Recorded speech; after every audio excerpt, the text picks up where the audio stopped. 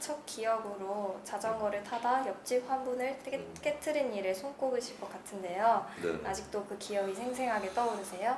그 기억을 제가 생생하게 떠오르는 것은 그 기억에 대한 어떤 그 글을 썼기 때문에 떠오르는 거예요. 만약 글을 쓴 사람이 아니었다면은 그 기억은 아마 잊혀질 수도 있었다. 저는 이렇게 생각이 듭니다. 그리고 지금이 아니더라도 이제 조만간 또 이렇게 잊혀지지 않겠는가. 아니면 또 뭐 죽을 때까지 이렇게 남아있을 수 있는데요. 저는 아까 그 기억을 갖다가 제가 생생하게 떠오르는 까닭은,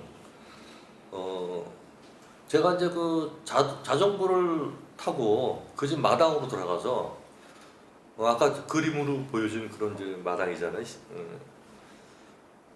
운전을 하다가 이제 그 화분을 깬 거예요. 화분을 깼는데, 저한테 아주 심하게 이렇게 꾸지람을 내리셨어요. 그래서 이제 그 집에 들어갔다는 것은 제가 이제 그 집에 동의를 받고 들어간 거거든요. 뭐 무단 침입자는 아니었잖아요. 근데 그렇게 심한 욕을 할 수 있었을까? 그래서 후에 제가 이제 그 프란츠 카프카라는 독일 작가가 있는데 거기에 이런 대목이 나와요. 사소한 잘못과 가공할 형벌, 이런 대목이 나옵니다. 그리고 제가 이제 어렸을 때 초등학교 들어갔을 때 이제 미국의 드라마를 갖다가 이제 KBS나 뭐 이런 데서 뭐 고스란히 받아다가 또 이렇게 보여주고 했는데, 보난자라는 유명한 그 드라마가 있었어요. 카트라이트 형제들 뭐 이야기 뭐 이건데, 거기에 이제 아버지가 벤 카트라이트신가, 그분이 이런 얘기를 했었어요.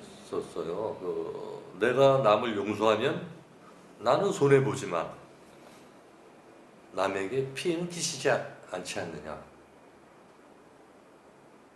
이게 아무것도 아닌 얘기 같은데, 제가 그때 심쿵했습니다. 아무것도 아닌 것 같은데. 그 얘기가 굉장히 무슨 명작 동화에서 나오는 그런 대목 같았어요. 그래서 제가 이제 그 화분 깨트리는 일을 통해서는 제가 늘 이제 이런 얘기를 많이 하는데, 용서가 굉장히 중요하다. 이런 생각을 하는 거죠. 빈센트 반 고흐라는 화가가 있는데 아시죠? 네. 누구나 다 아실 거예요. 근데 살아있는 모든 것을 용서하라. 또 이런 말도 있어요. 거기. 저는 눈을 깜빡이고 쳐다보세요. 용서에 대해서 좀 특별히 저는 그렇게 내 마음속에 남는 그런 장면들이 있습니다. 네. 어릴 적 소문난 개구쟁이라고 하셨는데요. 네. 공사장 옆 모래 더미에서 친구들과 모래집을 만들었던 이야기도 듣고 싶어요. 그때 이제 새로 집을 짓게 되면은 이제 인부들이 이제 모래를 갖다가 이제 그 집 앞에 가득 쌓아놓고 이제 그걸 이제 지게로 지어다가 이제 날려서 시멘트랑 섞어서 이제 집을 짓는 건데, 모래가 트럭으로 이렇게 왔어요. 트럭으로 와서 이제 부린다 그러죠. 모래가 이렇게 산처럼 이렇게 쌓이는데, 거기에 이제 아이들이 올라타서 발로 꾹꾹 밟으면서 모래산을 갖다 무너뜨리는 거죠. 그리고 어떤 아이들은 모래 속에 손을 집어넣고 이제 모래를 두들겨요. 두꺼봐 흠집 죽게 새집 다오 하면서. 그러고 나서 이제 손을 빼면은 에스키모 집처럼 이렇게 구멍이 생겨요. 구멍이 생기면 또 그걸 허물고 또 두꺼봐. 근데 그 동요라고 해야 되나? 이게 우리나라만의 어떤 그 동요가 아니고 오랄알티어 알타리오 계통 어조겨 비슷한 어떤 그 놀이가 있었다. 뭐 그런 걸 제가 얼핏 본 것 같아요. 뭐 정확한 건 좀 알아봐야 되겠지만은 근데 제가 그 두꺼봐 흔집죽게 새집다오 우리나라 사람들은 어떤 그 집에 대한 집착이 좀 어렸을 때부터 남다르지 않았나 네. 네, 그런 생각을 하게 됩니다. 지금 뭐 아파트가 아니면 집이 아닌 걸로 생각하시는 분들도 아직 많이 있잖아요. 네, 밥을 먹고 나가면 아이들이 모래더미 옆에 모여 있었나요? 따로 연락을 할 필요 없이? 그렇죠. 모레가 오는 날은 아이들이 그렇게 뭐 어떤 사전 계획 없이 그걸 뭐 계획할 수도 없는 거고 모였겠죠 거기에.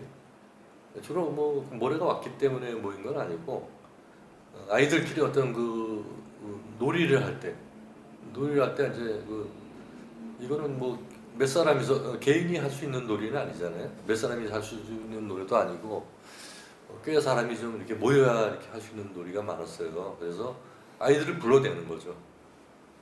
아이들을 갖다가 손나팔을 해가지고 철수야 영희야 놀자 하면서 예. 창문에다 대고 예. 낮은 창문에다 대고 참 집 가옥 구조가 뭐 이렇게 한옥 집이었고 그다음에 뭐 기껏해야 뭐 2층 집이었고 그랬으니까 그런 게 가능했죠. 성북구의 공동 수도, 공동 우물에 대해서도 여쭤보고 싶은데요. 당시 물을 가지고 몸싸움으로 핏방울이 난무할 정도로 그렇게나 물이 귀한 존재였나요? 제가 살던 그 동네가 아니고 산동네가 그랬어요. 수도가 없는 집이 많았습니다. 판잣집이요. 그래서 그분들은 이제 우물물을 길러서 먹거나 아니면 이제 급수차가 왔어요. 급수차가 뭐 구청이나 수도사업소에서 왔겠죠. 그 급수차가 오면은 길게 이제 그 줄을 서서 양동이를 갖다가 이제 대고 기다렸습니다. 얼마나 줄이 길었겠어요. 그러다 보니까 이제 지금도 이제 그 순서 때문에 다투는 사람들이 곧자리 있잖아요. 내가 먼저다. 주로 이제 그런 문제 때문에 아주 그냥 피 튀기는 싸움을 벌였던 그걸 제가 몇 번 봤습니다. 수돗물이 끊어지면 사람들은 물을 아예 못 마셨던 건가요? 이웃집에 가서 물을 빌려올 수가 있었죠. 그리고 이제 우물물도 있었고, 아까 뭐 방금 얘기했듯이 급수차가 와서 물을 안 먹고는 살 수가 없잖아요. 물 하루만 안 먹어봐요.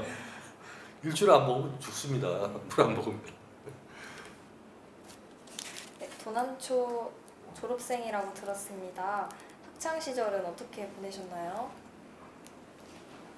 사실 뭐 철부지니까 뭐 그냥 재밌게 지냈죠. 축구를 많이 했어요. 축구. 아이들하고 같이 학교 다니는 아이들하고 같이 가방을 갖다가 이렇게 그 길 가운데에다가 이렇게 세워놓는 거죠. 골대를 만들어 놓고 시합을 하고 굉장히 재밌었어요. 축구를 많이 했습니다. 제가 또 책도 좀 많이 읽었어요. 그래서 그 당시에 그 세계문학 전집인가? 세계문학 전집은 아니고 동화 전집이었던가? 세계 동화 전집이었나? 그게 이제 뭐 20권짜리인가 뭐 있었어요. 그거를 이제 누가 빨리 읽냐 뭐 이런 뭐 무슨 대회는 아니고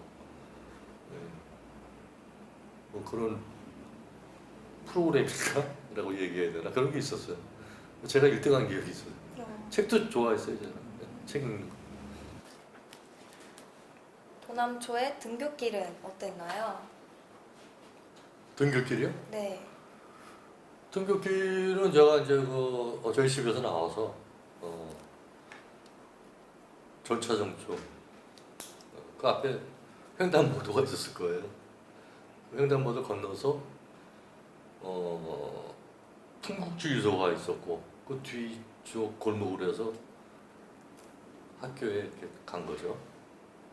그리고 그 후에 이제 굴다리가 생겼어요. 미아리국에 쌍굴다리라고 그래가지고 그때는 이제 굴다리를 지나서 굴다리 지나면 아무래도 차키를 갖다가 건너지 않아도 되잖아요. 그렇게 등교했습니다. 통학수단은 그럼 도보로 하신 예, 거예요? 예. 네. 친구들은 어떤 분들이셨나요? 지금도 만나시는 분들이 계시나요? 저희 친구들이요.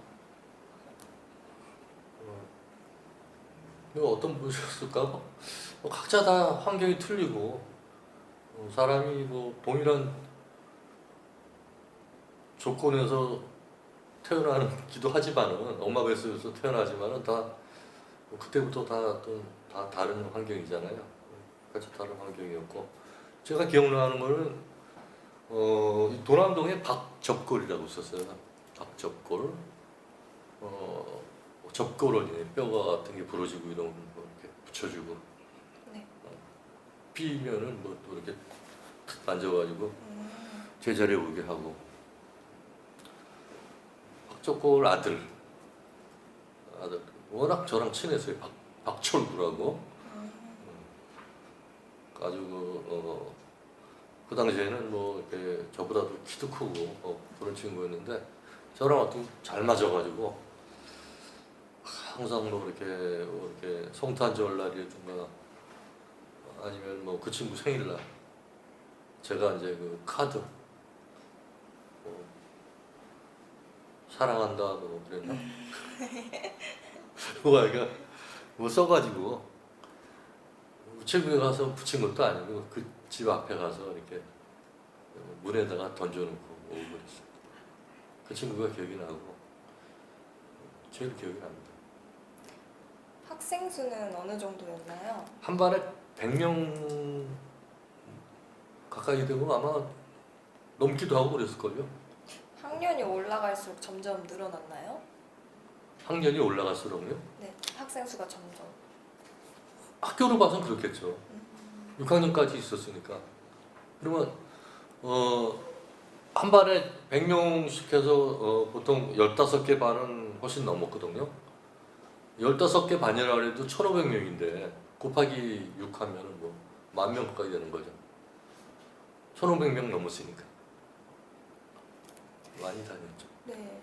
그리고 뭐 2부제, 3부제 그거는 있었다 그러는데 저는 제가 다녔을 때는 못 본 것 같아요. 기억을 못 하는 건지 못 본 건지 그렇습니다. 수업은 어떻게 진행되었나요? 수업은 담임 선생님이 뭐 이것저것 다 가르쳤죠. 도덕도 가르치고 뭐 산수도 가르치고 이것저것 다 가르치고 음악도 뭐 풍금 쳐서 학생들이 따라서 노래도 부르고. 지금은 이게 선생님들이 나눠져 있나요? 과목별로? 네. 초등학교에. 아, 초등학교는 선생님 한 명이시죠? 지금 똑같구나. 그 옛날에 그랬습니다. 기성회비라는 것이 궁금한데요. 이게 정확히 뭔가요? 돈을 모아서 어디에 지출하는 네, 건가요? 아까 잠깐 언급했었는데 기성예비는 우리가 교육을 받는 대신에 그 대가를 지불하라. 대가를 지불한 거예요. 그때는 초등학교를 비롯해서 뭐 대학교까지 다 무상교육이라는 건 없었어요. 그러니까 달달이 얼마씩 냈습니다. 그리고 집안 형편이 좋으면은 이제 뭐 600원. 저는 그 600원을 기억해요. 제가 600원 냈기 때문에 안 좋으면은 뭐 500원, 400원, 뭐 300원 뭐. 근데 무료는 없었던 것 같아요. 돈을 안 냈던 학생은 없는 것 같아요. 뭐 어떻게 해서든지 돈을 갖고 와야 된다 뭐 이랬던 것 같아요. 제 기억엔 그렇습니다. 감사합니다. 기억에 남는 도남초 시절 일화가 있으시나요? 아까 제가 이 도남동에도 빈부의 양극화가 있고 산동네에는 이렇게 빈민촌이었고 그다음에 평지라고 하는 그 바닥이요. 바닥에는 좀 있는 사람들이 살았다 이렇게 얘기했잖아요. 근데 그 제 짝이었던가 그 친구가 좀 산동네에 살았었어요. 근데 그 친구가 학교를 갔다가 나오질 않아가지고 여러 날을 안 나왔어요. 그랬더니 담임 선생님이 어느 날 저를 불러가지고 네가 가서 그 친구를 좀 데리고 와라. 근데 저는 그 친구 집에 가본 적도 없고 주소를 주고 뭐 약도를 그려가지고 이렇게 저한테 명령을 하더라고. 그래서 저는 이제 그 약도를 들고 산동네를 찾아갔죠. 물어물어 찾았습니다. 뭐 구문가게 아저씨한테도 뭐 장아무개가 어디 살아요? 뭐 그렇게 하면서 어렵사리 찾았는데 판자촌도 아니었고 천막이었어요. 천막에 콜타르라고 있었어요. 콜타르. 아마 그게 석탄에서 우러나오는 액화 액체였을 거예요. 그게 콜타르를 칠한 집이었습니다. 시커멓게 천막집이에요. 그러니까 그 천막집이라는 걸 제가 그때 처음 봤고, 그리고 제가 이제 얘기를 했죠. 담임 선생님이 보내서 나왔다. 그랬더니 그 친구가 이제 시무룩하게 있었고, 그 친구 이제 부모하고 가족들이 이렇게 있었어요. 근데 마침 그때가 이제 식사를 하는 시간이었던 모양이에요. 그러더니 들어와서 같이 너도 먹어라 그러더라고요. 근데 제가 그러겠습니다 그랬던 것 같아요. 밥상머리까지 앉았던 거 보니까 근데 밥이 나오더라고요. 이렇게 밥이 이렇게 커다란 솥에 밥이 나오는데 그 집도 우리 집처럼 식구가 많았던 것 같아요. 5남매, 7남매 정도 됐던 것 같아요. 근데 밥이 나오더니 반찬이 안 나오는 거야. 반찬이 안 나오고 간장 이렇게 그릇이 이렇게 간장을 담아가지고 간장이 나오더라고. 조그만 종지도 아니고 대접에. 그리고 이제 그 마가린이 이제 나온 거예요. 그러니까 밥에다가 마가린을 비벼서 네. 간장을 쳐서 먹는 거였어요. 반찬은 아무것도 없었어. 네. 제가 이제 그 모습을 보고 이게 진짜 가난하게 산다는 것이 바로 이렇게 먹는 것 자체가 틀린 거구나. 근데 제가 흥미로운 것은 일본에 그 야간 급식소가 있나 봐요. 일본에. 근데 거기서는 버터 라이스라 그래가지고 똑같이 내가 그때 봤던 그 마가린에 간장 탔던 거 그런 음식이 지금도 팔고 있대요. 그걸 간장을 쳐서 추억의 음식이죠. 그리고 버터 라이스에 대한 어떤 소설인가 에세이도 나왔다 그러더라고요. 그런 걸 제가 본 적이 있습니다. 점심밥 대용식으로 옥수수빵이 나왔다고 하셨는데요. 네. 주로 옥수수빵을 먹었던 사람은 있는 집 자식들이었던가요? 이건 사실은 대용식이에요. 도시락 대용식이기 때문에 없는 집 자식들이 먹어야 되는 거죠. 없는 집 자식들이. 근데 그게 맛있었던 것 같아요. 근데 먹을 게 없던 시절이다 보니까 돈 있는 집 자식이건 없는 집 자식이건 그걸 굉장히 먹고 싶어 했던 거예요. 그러면은 그거를 나눠주는 공급자인 선생님은 어떻게 해야 되겠어요? 어떻게 우리 백 선생 같은 건 어떻게 공평하게 나눠서. 공평하게 없는 집 자식들한테 먼저 주는 게 아니고 없는 집 자식들이 먼저. 생각 안 해봤고 갑자기 얘기 들으니까 그건 어떤 배급식이잖아요.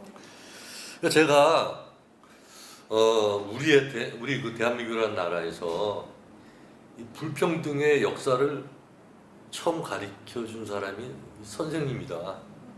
이렇게 글을 쓴 적이 있어요. 선생님들이 들으면 굉장히 서운하겠지만은, 그 없는 집 자식들이 먹어야 될 갖다가 급식을 갖다가 비싼 옷과 가방을 들고 다니고, 그 다음에 2층 필통이 있어요. 2층 필통. 그때도 필통이 있는 집 자식들은 2층 필통을 갖고 다녔어요. 예. 2층 집에 살아서 2층 필통도 갖고 다녔는지요. 어쨌는지 모르겠지만은 그 친구들이 먼저 그 옥수수빵을 타간 거야. 예. 그리고 남은 부분은 또 가난한 애들한테 나눠주고. 근데 그 모습을 보고 그 어떤 가난한 아이들도 항의하지 않았어요.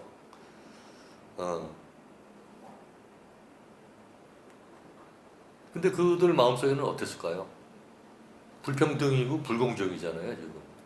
우리 사회에서 지금 공정만큼 이렇게 이슈가 되는 그런 말은 없잖아요, 지금. 공정. 근데 이제 누구도 얘기를 안 하고 침묵을 지키면서 아마 속으로는 나도 어떻게 해서든지 부자가 될 거야. 저 옥수수빵을 갖다가 먹을 거야. 이렇게 생각하지 않았을까? 저는 이제 그런 생각을 하면서 있는 집 자식들은 별 문제 없었지만은 없는 집 사람들이요, 아이들은 죽자 사자 시험에 매달린 거야. 시험을 잘 보면 해결된다. 유일한 어떤 그 신분 타파라고 할까? 옥수수빵을 갖다가 획득한 어떤 과정의 하나는 시험을 잘 보는 거다. 누구나 시험을 잘 볼 수는 없잖아요. 1등이 있으면 학생이 100명이면 100등도 있고. 대부분이 실패했죠. 대부분이 실패했는데 그때 그 마음속에 남았던 걔네들의 어떤 그 상처를 갖다가 아까 제가 얘기한 이해와 용서를 통해서 그것을 바라보고자 하지 않고 훗날 이제 충분히 이제 이렇게 먹고 살만해졌을 때 그 사람들은 거기에 만족하는 게 아니고 그 이상의 어떤 성공에 대한 갈망에 목말라 하는 거예요. 그런 사람들이 적지 않을 것 같아요. 이게 문제인 것 같아요, 이게. 그래서 제가 항상 이제, 그런 어떤 불공평이나 불공정을 받더라도 어떤 면에서요, 그 선생님도 피해자야. 제가 아까 얘기했죠. 그 시대의, 선생님 시대의 어떤 그 역사라든가 사회상을 갖다가 들여다보면은 이해가 될 수도 있다. 그 선생님들이 그 교육을 갖다가 그 일제강압기 때 일본인들이 어떤 그 시스템에 의해서 배웠던 거 아니에요. 그게. 그러니까 이제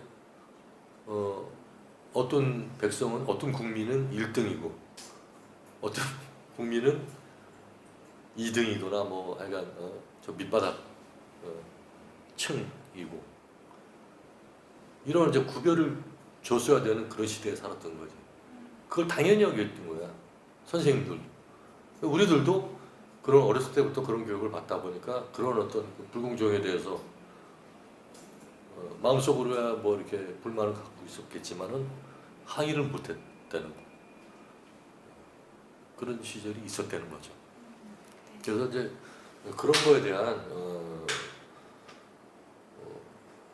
우리들이 어떤 그 봤던 어떤 불공정에 대한 어떤 그것이 이제 불편부당한 일이지만은 그게 있어서는 안 될 일이다 생각하는 건 맞지만은 그 과정을 갖다가 환경을 이해해야 된다. 잘못된 거면 또 마냥 비난할 게 아니라 용서해야 된다. 저는 이런 생각을 하고 있어요. 일적 가끔 신이 왔다 가셨다는 표현을 하셨잖아요. 네. 엿장수 주변에는 항상 아이들로 북적였을 것 같아요. 네. 어디에 가면 엿장수를 볼 수 있었나요? 갈 필요가 없었죠. 여자가 동네에 아, 왔으니까. 그러니까. 구르마를 끌고 옆판 이렇게 깔은 모판 들고 여자가 두부장수는 처음 들어보는데요. 네. 땡그랑 땡그랑이 무슨 소리인가요? 두부 장수가 이제 마찬가지로 구르마에 이제 두부를 싣고 혹은 지게에다가 지게를 짊어지고 종을 치면서 이렇게 등장을 하셨어요. 나 두부 장사가 왔다. 모여라 이거죠. 학교적인 땡땡땡처럼. 또 다른 길거리 장수들이 있었나요? 뭐 이발사도 왔습니다. 가방을 들고요. 그 다음에 그때 이제 가발 머리를 이렇게 자르면은 주로 이제 여성들이 머리를 자르면은 그걸 버리지 않고 이렇게 보관해 놨다가 가발 장사가 왔어요. 그 사람들한테 이제 돈을 받고 팔았습니다. 그다음에 이제 오징어 게임에 나오는 이제 뽑기 달고나 그 하시는 아주머니가 주로 여성들이 했던 것 같아요. 그거는 뭐 동네 어느 뭐 이렇게 모퉁이나 그런 쪽에 자리를 잡고 앉으셔서 또 우리들을 불러 모았죠. 그리고 뭐 화장품 파는 뭐 아줌마도 오셨고 신앙촌 아줌마요. 신앙촌 아줌마라고 이렇게 불리는 그분들도 이렇게 좀 자주 오셨습니다.